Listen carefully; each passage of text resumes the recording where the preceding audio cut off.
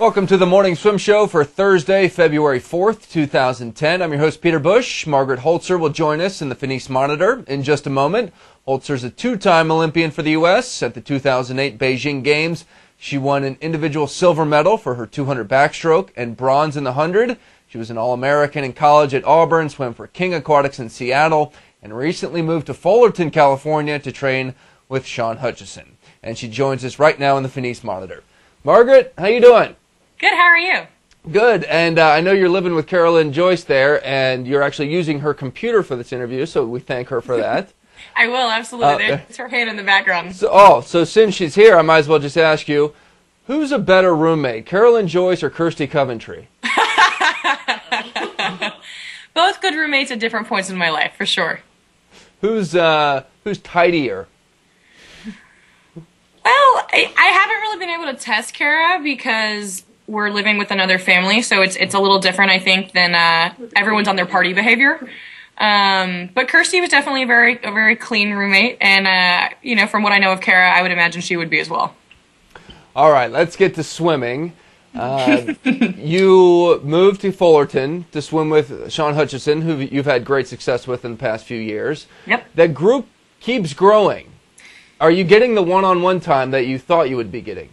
Oh, absolutely. I think Shawn's very good at giving everyone individual attention and, talking to them beforehand or afterhand or whatnot, if you need something else, and everyone is a little bit different, but yeah, I think I love that the group is growing. It's the more people, the merrier, so it's been good.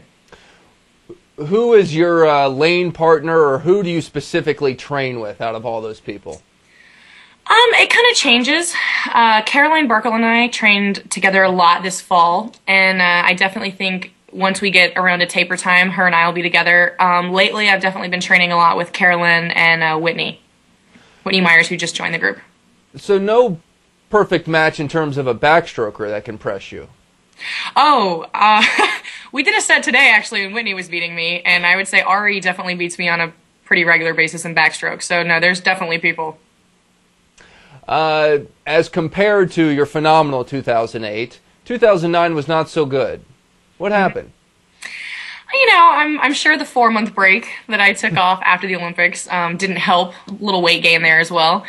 And I think also for me, I had a big fall in terms of coming out with, my sexual abuse as well. And I think kind of refocusing and combining the two and kind of figuring out what were my priorities in terms of swimming and just, what were my goals. And I had a lot of goals going into the Olympics, and I reached a lot of those, and then all of a sudden I just kind of had to reset. So I think I was floundering for a little while in terms of just not really knowing what or where my priorities were. So it was a distracting year. Yeah, absolutely. And I wouldn't even look at it as distracting so much as it's resetting and just refocusing. How do you feel now? Good. I think I've done a lot of work the last couple months and finding myself again, and then, the training's been going really well, so I think it's all well. Some people have speculated that you benefited more than others from high-tech suits. What do you say to that? It's funny because I actually feel like I didn't hardly benefit at all, to be honest. I do have a little bit higher body fat than some people, and because of that, I float a lot better. And I've watched video of myself even in season and when I fully rest, and when I rest, I naturally raise up a lot higher. So I actually didn't feel like the suit helped me that much because it helps you float, and since I was already floating a pretty good amount, there wasn't really a whole lot extra to do there. So you actually look forward to maybe taking advantage of this suit rule change? Oh, I can't wait. I for no other reason than I think it's nice just to get back to people not questioning. When you don't have the suits involved, people just assume it's because of the swimming, and no one's sitting around going, well, this or whatever. So I'm very, very happy to go back to the older suits. I know that you have become a spokesperson for the National Women's Advocacy Center. Tell me a little bit more about that. Well, the National Children's Advocacy Center originated, amazingly enough, in Huntsville, Alabama, and they... Your hometown. Yeah, exactly. So it's kind of one of those random coincidences that's where the very first one started. And actually their 25th anniversary is coming up in April. So I'm going back to kind of help with some fundraising there. But basically what an advocacy center does is if you find out that, you know, your child, for example, has been sexually abused, as a parent, you probably have no idea what to do. So you contact the police. The police will put you in touch with your local advocacy center.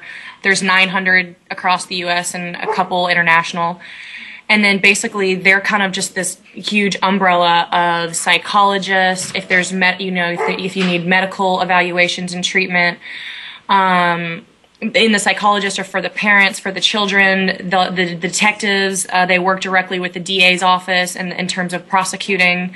And, you know, part of their motto and mindset is only making the child tell their story once. So they'll videotape it and they'll, you know, have, when I went through the process, they just had like an audio tape as opposed to a videotape. But, you know, they just wanted to kind of get rid of the old system where a young child is potentially having to tell their story to 6 or 7 people, and that's pretty traumatic in itself. So it just kind of put all the different agencies that help the situation under one roof.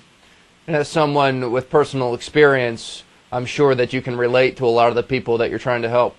Oh, absolutely. And, you know, I hope by talking about my experience, if nothing else, that just makes other people realize they're not alone. Because, you know, it is something that you keep to yourself for the most part. You might, tell your friend, your immediate friend, but, it may or may not be something that they can relate to. And, as I've gotten older and as I'm meeting more people that are open about talking about it, it's definitely helped me to have people to relate to and just, they understand some of the stuff you've been through and what you're currently going through. So I hope that I'm giving that same experience to somebody else. Well, good for you for being a part of that cause. Thank you. When will we see you fully rested, shaved, back in 2008 Margaret Hoelzer form? Ooh, probably at I don't know if they're calling it nationals or what is it, Pan Pac World Champ Trials this summer. Whatever's happening in Irvine the month before Pan Pacs in July, I think. And then hoping I make Pan Pacs and we'll get to do a double taper there. And before we let you go, we got to ask you about your alma mater, Auburn. There's been some coach turnover there for obviously many different reasons. Yeah. Some very, very sad. Yeah. But you've got a new regime there, Brett Hawk and Paul Yetter, and Paul is actually our guest on the show tomorrow. Okay. So I don't know, what do you think of the hands that your Auburn Tigers are in? I think Brett kind of leading everything up. Brett swam at Auburn, so if you're going to have anybody be the head coach, you want, it's nice to have somebody that was an alumni and they understand the process fully because he did it. And, I think bringing Paul in will be great. Just, it's new blood. It's new and he'll have a new perspective. And I think it should be a very good combination of tradition and, something new. Well, Margaret, thank you so much for joining us and best of luck this year. Thank you so much. All right, that's Margaret Hoelzer joining us from Carolyn Joyce's computer. As we mentioned, Coach Paul Yetter is our guest tomorrow, so until then, I'm Peter Bush reminding you to keep your head down at the finish.